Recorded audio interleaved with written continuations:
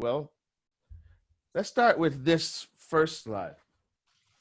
Since we're talking about navigating uncertainty, I thought about all the different quotes that all the great thinkers and great people have said over the many years. And this one stood out to me. And I want to base what I'm going to talk to you about off of this quote. And I'll just read it. It says, if you know the enemy and know yourself, you need not fear the result of 100 battles. If you know yourself, but not the enemy, for every victory gained, you will also suffer a defeat. If you know neither the enemy nor yourself, you will succumb in every battle. And that's from Mr. Sun Tzu, one of the great generals back, I guess, a long time ago. But he wrote this book called The Art of War. I had to study it as a part of my MBA. I think it's a great read for a lot of people to get into that. But basically, when we start talking about navigating uncertainty, this quote is so powerful because what it basically says is if you know yourself and you know what's around you or know your enemy, you don't have to fear the result. What it doesn't say is that you're going to win every battle. Let's be clear, right? It says that you don't have to fear the result of the battle. So when we start talking about uncertainty, I want to deal real quickly with that word fear, because uncertainty in a lot of cases brings fear on us, if you understand that. So here's what I think about the word fear. You really have two choices when it starts to show up. The first choice is to flee everything and run, right? That's fear. Fear will make you do that. Or what I think this group will do is face everything and rise. Fear will make you do that as well. Like you can write that down. I won't lease that to you. You can take that for free. I won't lease it to you. But that is what you want to look at fear as. You got to put it in the right perspective, right? So one of the things I like about really dealing with it this way is you have to realize that fear really, by definition, is false evidence appearing real. The reason it's so powerful is it grips us because it's showing us the worst thing that can happen, but it hasn't happened yet. It shows us the worst scenario that could occur, but it hasn't happened yet. And we make decisions based off of something that hasn't happened yet. Navigating uncertainty. So if we put our fear in check as we start to face uncertainty, we can make some rational decisions that can help us not only survive, but also thrive. Let's talk about knowing ourselves, and then we'll talk about knowing the enemy.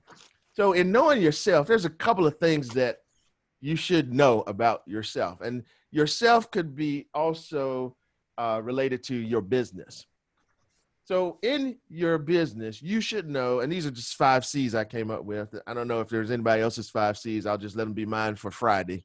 But knowing your competencies is an important thing. You need to know what you're good at and what you're good at that somebody else can validate. Too many people say, yeah, I can sing. And they all they do is sing in the shower, right? And they hear themselves and they say, oh, that's good, I can sing, until they get out there on the stage and then Simon Cowell, push that button and get that red X. Y'all seen that. So you got to have it validated by somebody else that you're good at what you do.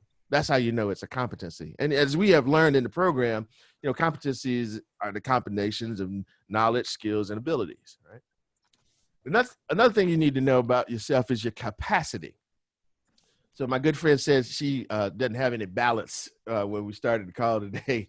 And I'm thinking, yep, a lot of us have worked to our capacity, but do we really know what our capacity is to achieve excellence and to thrive and to be productive? That's something you should know in these times, and that will help you navigate uncertainty. Another thing you should know is your constraints. So your capacity really is your ability to produce and create and do all that great stuff. But your constraints are the things that can hold you back naturally. For example, I'm 5'10". So dunking the basketball is a difficult thing for me. because I have a natural constraint being 5'10". I'm not Spud Webb. I don't have that 48-inch vertical like he has. So for me, I know if I'm going to play basketball, I'm going to not dunk the ball. I'm going to shoot the three-pointer, which I can do. Okay? So knowing your constraints can help you. Another thing you need to know is your financial pictures, your financial picture, which is cash and credit. I threw that in there. So know how much money you got. Know how much money you can get to. Know how much you need to operate. Know how much you need in order to survive. You need to know those numbers in order to be successful. Then the last thing here is know your collaborators. Who are your partners? Who are the people you can connect with to help you get through this time, help you be successful? Which partners are out there that need you as much as you need them? You should know these 5 things cold. You should know these 5 things cold, okay? So here's some questions to help you sort of get your mind around that. First, what do you do? What do you do better than your competition? That helps you get to that competency thing, right? Ask yourself that. Why do your customers buy from you and not anyone else? That's a very important question that everybody should have the answer to. If you can't answer that question, don't worry about it. You won't be in business long, okay? You need to know why people buy from you. Why did you start your business? Ask yourself that. Why did you start it? Another question along those lines is, why does your business exist? That's a different question, right? Why does your business exist? And then last question is, what do you want your business to become? So if you just meditate on a couple of these questions and try to really make sure you have the answers to these, that will set you up and position you to deal with uncertainty, okay? Now, let's talk about the enemy. Now, the enemy in this case is outside of you and outside of your organization. So we use this analysis called the PESTLE analysis to kind of give us a picture of what that looks like. So you have the political factors that affect you and your business, right? You have things like, the election, it's election year, for example. And with everything that's going on, you need to be aware of how the political scene is going to have an impact on where you are and where you're going. You just got to be aware of that. You also need to be aware of the economic factors that could impact your business. If the interest rate goes up 0.25%, what does that do for you? What does it not do for you, right? We talked about loans and different programs that have been put in place for people to get money. Well, some of that stuff's forgivable, some of it's not. How does that have an impact on you? You should know these things. Social factors. I mean, with all the unrest and protests and things that are going on right now, does that have an impact on you and your business? You should know this. You should know how the protesting and some of the things that are going on has an impact on your business. You should know this cold. Technology, one of my favorite things, right? How does technology have an impact on your business? We are all impacted by it right now because we are on a Zoom call, and we're on Zoom calls, not only for this, we're probably on Zoom calls all day. In fact, you have several tools you can use: Zoom, Microsoft Meeting, Microsoft Team, Google Meet. They coming up with new stuff just to make this stuff work, right? You should be on top of the technology that has an impact on what you do and your success. Legal. What legislation is going in place that has an impact on your business? You should be on top of that. Okay? You should be on top of that. And then with the environment, does climate change have an impact on your business? Global warming, things like that. Being green, does that have an impact on your business? So all 6 of these factors are things that you should be aware of and their impact on your business in order to survive and thrive in uncertainty. Here are a couple of questions for you to help you with that. What circumstances could stop your business from operating? Do you know what they are? What new legislation could cause problems for you and your business? You should know what those are. Research those. What technology could put you out of business? There have been companies that are here today and going tomorrow. Anybody remember MySpace? Right? Okay, I'll leave that alone. I'm dating myself, but I thought that'd be a nice example to use. MySpace was the thing for a minute. And right now, with all of the ads being pulled from Facebook in the current times, if you're following this in the press, Facebook is facing some challenges as well. So, what technology can hurt you? And then think about rising or hidden costs that could impede your progress. Are there some that could have an impact on your business that you need to get a handle of? So these are things that are usually outside of your organization that you want to be aware of that could help you, if you have knowledge of those, make great decisions and deal with the uncertainty. Let me quickly deal with facts and assumptions. This helps us really get in a good position to be productive. First, we know what facts are. Those are things that you know and things you can demonstrate. The fact of the matter that all of you are on this call tells me something about you. You want to get better at what you're doing. You want to be successful, and you already were a success if you're already here, because in order to be in this program, you've already achieved certain things. Those are facts. Now, the assumptions are the guesses. So I take it that the person that I'm looking at that has the baby loves children. That's an assumption, right? And why is that an assumption? Because I don't know unless she tells me that she loves children. You can't make that assumption just because she has one. You have to look at the smile on her face. You got to look at how tight she's holding the baby. You have to look at how she just lights up when I say the word baby. So that assumption has now been proven to be a fact. Okay. Well, the only reason I mentioned those two words when dealing with uncertainty is that you have to leverage facts, the things that you know and demonstrate, with making educated, calculated guesses, which we call assumptions, in order to make decisions to make progress. So there's some information you're going to know and you can actually act on. But then there's some things you're going to have to go with your gut on. You're going to have to use some insight on in order to make good decisions. The whole reason for me mentioning this is that we want you to be able to continue to move forward. You don't stand still. You don't get complacent. What you need to do in times of uncertainty is to continue to move forward. So you have to leverage facts, data, things that are given to you that you can act on, and you're going to have to make some assumptions about some of the things that's going on so that you can make decisions from that. Now, here are a couple of abilities that I think personally you need to have in order to navigate uncertainty. Once we take the perspective of what fear really is, right? False evidence appearing real, and we begin to really understand and know ourselves, and we know our environment, which I'm calling the enemy for all intents and purposes, then here's some of the things that you need to be able to do.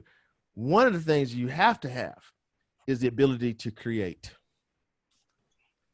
You created your business. You created your way of life, your way of living. So don't tell me you're not creative. You all are. We all are. We all have the ability to create. That is going to be very important, because when you're dealing with uncertainty, certain situations are going to show up, and you need to create a solution to that situation, a response to that situation. So the ability to create is one of the things you need. The ability to pivot is very important as well. What that does is that gets into going down one path because you've made a decision, and then now new information shows up. And what happens with the new information? It may tell you that you need to change direction. Well, there's an art to changing direction. Okay. So you have to be able to say, oh, we went this direction. Now let's go another direction, because this is what new information is sharing with us, or at least showing us. So let's now change direction. Now, the next ability to inspire and motivate, all of these really fit into the ability to lead, but I think the word lead and leadership sometimes is overused. I like inspire and motivate, because leadership at the end of the day, my definition is, how do you get somebody to do something they don't want to do and they end up doing it and liking it? That's leadership. So in order to get people to follow you, you have to inspire and motivate. It's very hard to be in the same boat in the middle of the storm and you don't have somebody telling you we can make it. Okay? And that's who you are for yourself and for your organization. Now, the ability to persevere, well, that's pretty straightforward. As things happen, you got to hang in there. You got to keep people going. You got to take all of the punches. You got to, bob and weave. You've got to do all the things necessary to stay in a forward moving direction. That means you have to persevere. You have to stay strong. So you got to have that ability. And then this last ability I think you have to have is the ability to focus. Focused, and this is something I came up with that I use when I teach. Focus means follow one course until successful. Follow one course until successful. So you have to now, once you've made a decision and you inspired everybody to get in the boat with you, and you've made sure you're going in the right direction and you're hanging in there, you got to make sure you see it through until the end, or at least until something comes up that says you should now go in a different direction. That's why you need that ability to pivot. But really the ability to focus says we're going to make sure we get the right things done the right way. All right, next couple of slides and then I'll be done are around a couple of things I think you could do today. The first one gets into knowing yourself and knowing your enemy. And this is a tool. You can Google this. In fact, I invite you to Google anything I say anytime you hear me talk, because I want to make sure you get the right information. You should basically review your SWOT. I know most of you know what a SWOT analysis is, and basically develop what's called a TOWS matrix. Now, the TOWS matrix is a little tool that says, hey, once you figure out your strengths, your weaknesses, which are internal to your organization, internal to you, and then you figure out your opportunities and threats, which are outside of you, usually in your environment. That's knowing your enemy. Strengths and weaknesses, knowing yourself. Opportunities and threats, knowing your enemy. Then draw this little 2x2 grid and match your strengths, your competencies, with the opportunities, and see what kind of strategies you could come up with that allow you to take advantage of that situation. Okay. Strengths and opportunities, that's usually the easiest one to do, because if you're good at what you do and you see an opportunity to do what you do really, really well, that's kind of straightforward. The ones that are hard are you have a weakness or you have some areas you're not so good at, and then you have a threat that basically can come up and expose what that weakness is. Those are the ones you really want to maybe take some time to really figure out, right?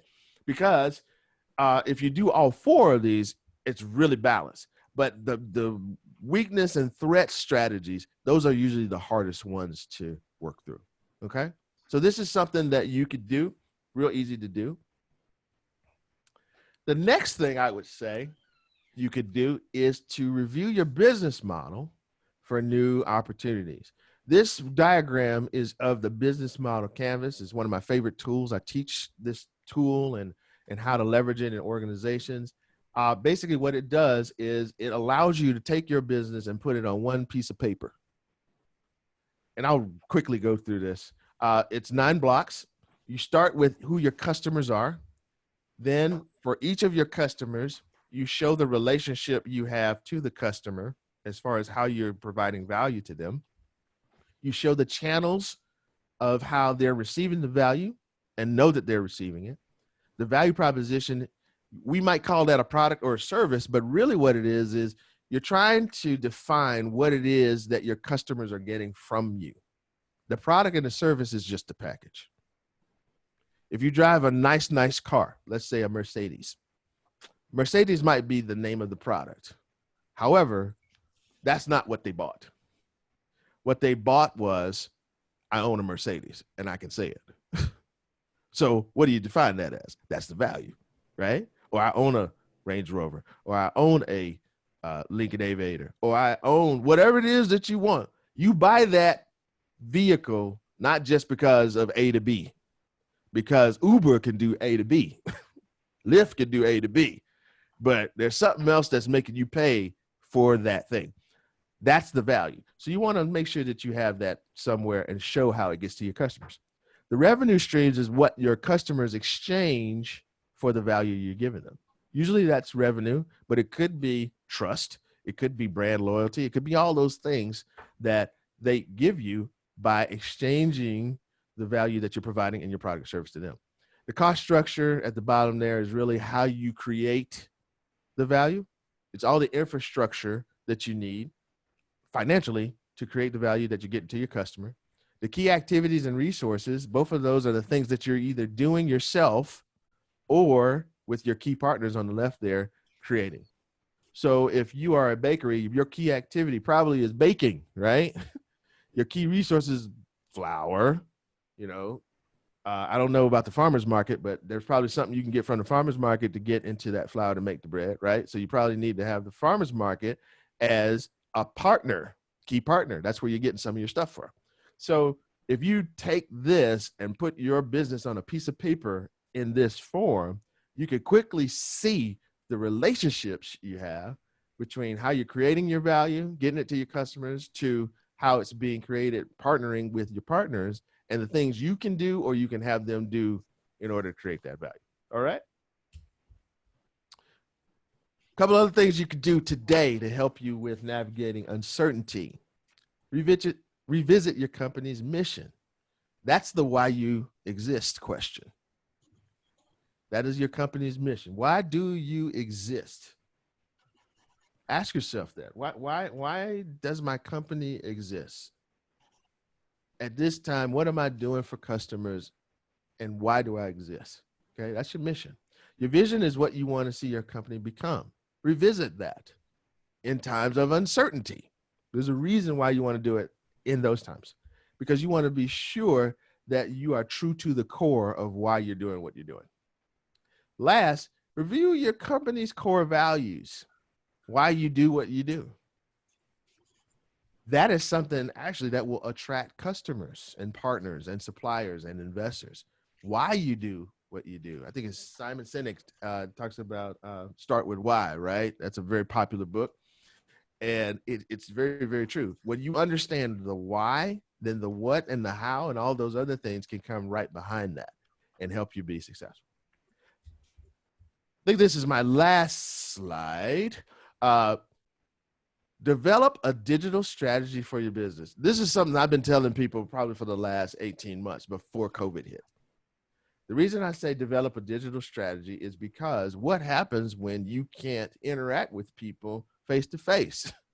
You can't interact with them digitally. So if you don't have a digital strategy for your business, navigating uncertainty will become very, very hard because you won't have the ability or the tools or even the exposure to be able to make changes and make decisions and move your business in the right direction.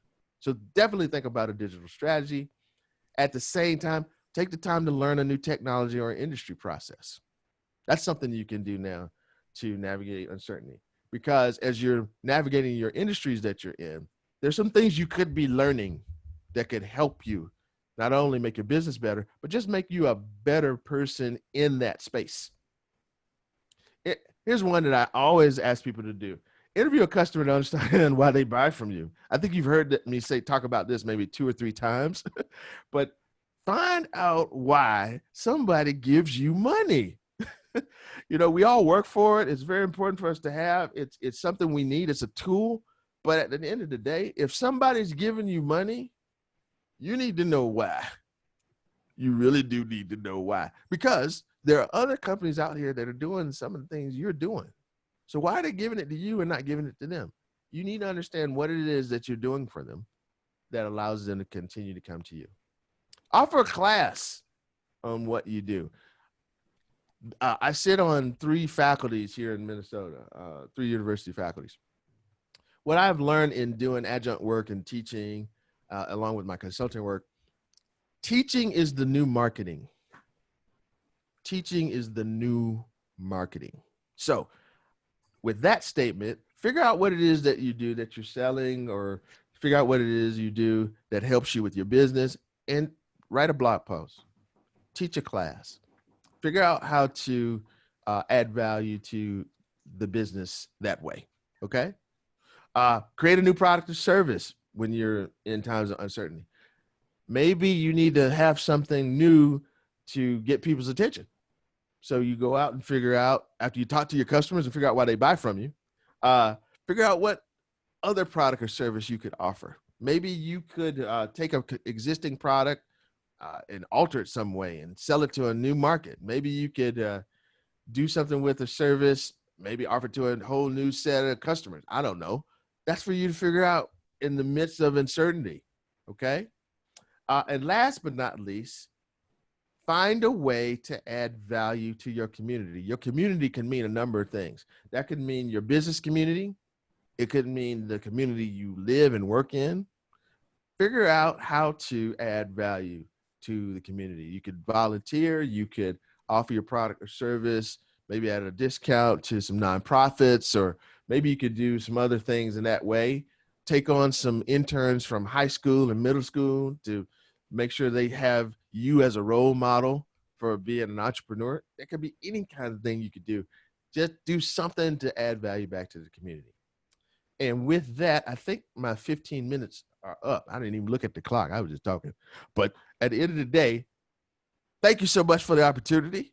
Thank you. Good luck to you as you look at what's going on in front of you and navigate it. Hopefully, I've given you something that you can at least think about, add some value to you today. And here's my contact information if you want to reach out and if you have any questions about anything I talked about. So there you go. Wonderful.